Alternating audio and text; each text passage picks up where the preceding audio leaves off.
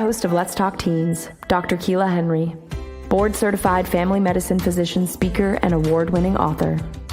Southern-born from Georgia and now practicing in the Atlanta area, Dr. Kela is a self-made, savvy, and trusted doctor.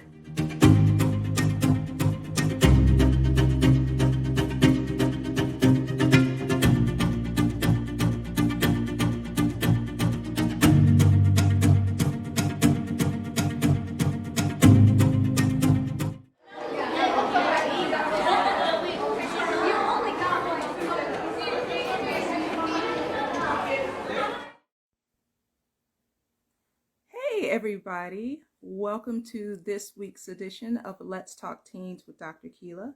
And of course, I am your host, Dr. Kela, board-certified family practitioner, speaker, and award-winning author of your favorite book, Nia and the Numbers Game, A Teenager's Guide to Education, Relationships, and Sex. Today, we are going to talk about peer pressure. Peer pressure is something we will all experience in our lifetimes. What is peer pressure exactly?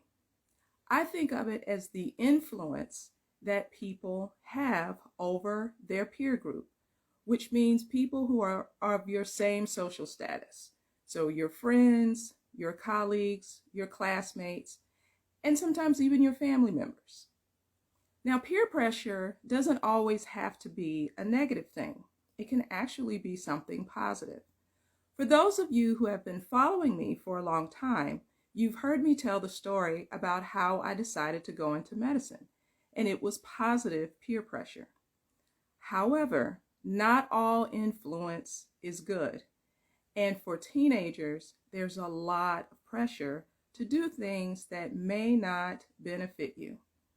A peer group can influence your attitude, your behavior, even your style of dress. Now, when that's going on and you're conforming to what other people want you to do or be, or how they want you to act, are you really being your authentic self? The number one way I think you can handle peer pressure is stand your ground and don't allow yourself to get pushed around. So remember that. Stand your ground, don't get pushed around.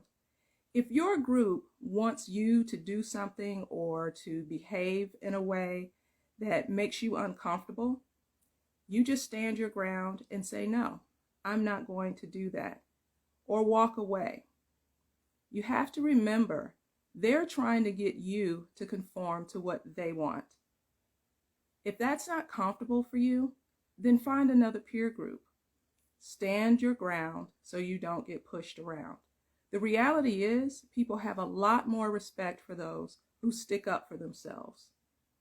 Step number 2, the word no. Know, K-N-O-W, that the word no, N-O, is a complete sentence. You do not have to explain yourself when you don't want to go along with the crowd. The reality is, unless you are a twin or even a triplet, all of us were born as individuals. Yes, coming together in a group is great, and we can get a lot accomplished that way. But sometimes groups don't always function in a positive way. When you see people going in the wrong direction, say no. And again, you don't have to explain or justify why you don't go along with it. Just use the word no, and that's it. And then the third step, and yes, this is a bit of a shameless plug, is to reiterate those first 2 steps with my book, Nia and the Numbers Game. The main character, Nia, deals with peer pressure, and she uses those first 2 steps I just talked about in terms of standing her ground and using the word no. So if you have not picked up your copy of Nia and the Numbers Game, go to my website and do so, or go to Amazon. All right, everybody, that concludes this week's edition of Let's Talk Teens. I'll see you all next week. Bye now.